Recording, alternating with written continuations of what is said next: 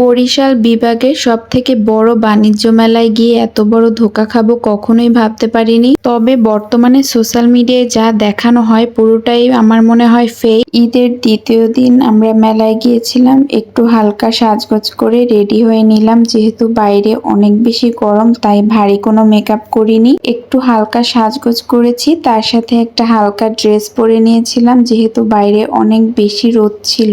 আর এই হলো আমার বিছানার অবস্থা।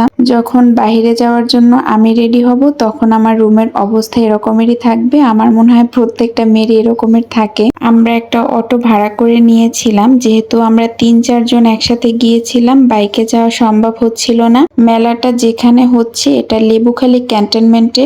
আমাদের পটুয়াখালী থেকে যেতে মোটামুটি ৩০-৩৫ মিনিটের মতো লাগবে অটোতে, তবে বাইকে গেলে আর একটু তাড়াতাড়ি যাওয়া যায়। গাড়ি থেকে নেমে অনেকটা পথ হেঁটে তারপরে মেলায় আসতে হলো। মোটামুটি একটু দূর ছিল মেইন রাস্তা থেকে। আমরা যখন মেলার সামনে আসলাম তখন কোনো ভিড় ছিল না, আমরা যেহেতু একটু তাড়াতাড়ি এসেছিলাম। বেশি বিকাল হয়ে গেলে তখন ভিড়টা একটু বেশি থাকে, আর যেহেতু ঈদের টাইম এটা। এখানে ঢুকে দেখলাম মোটামুটি একটু ডেকোরেশন করা হয়েছে, লাইটিং করা হয়েছে, আর লাইটিং গুলো আসলে দিনের বেলা সেভাবে বোঝা যাচ্ছিল না। তবে আমি একটা জিনিস দেখে খুবই হতাশ হয়েছিলাম, যেহেতু এটা একটা বিভাগীয় বৃহত্তর মেলা, সেই রকমের ভাবে আমার কাছে মনে হয় ডেকোরেশন করা হয়নি। আসলে বিভিন্ন ভিডিওতে দেখেছিলাম যে অনেক বড় করে অনেক সুন্দর করে এই মেলাটা হচ্ছে, আমার কাছে সেরকমের ভালো লাগেনি। মেলাটা যেরকমের একটা বিভাগীয় মেলা বলা হয়েছিল, তবে মেলার এরিয়াটা অনেক বড় ছিল, অনেক বেশি জায়গা নিয়েই করা হয়েছিল,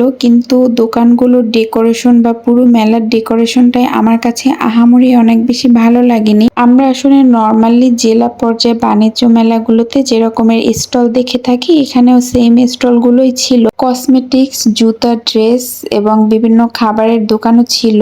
আর এখানে দেখলাম সবাই বেলুন ফাটাচ্ছে।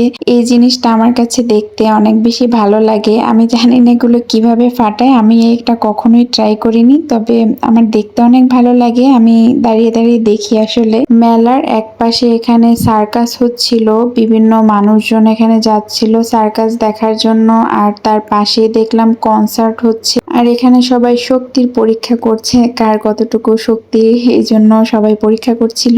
আর আমি টুকটাক একটু কেনাকাটা করলাম মেলা থেকে।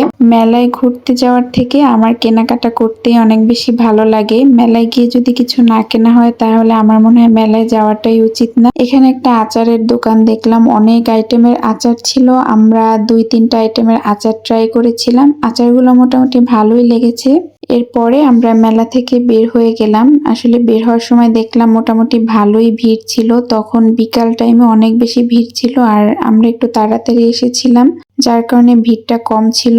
মেলা থেকে বের হয়ে আমরা অনেক সুন্দর একটা জায়গায় গিয়েছিলাম। এই জায়গাটা আসলে অনেক বেশি সুন্দর। এখানে একটা রেস্টুরেন্ট, আর এটা নদীর পাশেই করা হয়েছে। এই রেস্টুরেন্টের ভিউটা অনেক বেশি সুন্দর ছিল। এখানে সামনেই নদী ছিল আর তার পাশেই রেস্টুরেন্ট ছিল। আসলে অনেক ভালো লাগছিল এই রেস্টুরেন্টটা। এখানে আসলে আগে কখনো আসা হয়নি, যার কারণে খাবার দাবার কেমন ছিল তাও জানি না। তবে খাবার অর্ডার করার পরে বুঝতে পারলাম অতটাও ভালো না, তবে একদম খারাপ ছিল না, এভারেজ ছিল মোটামুটি।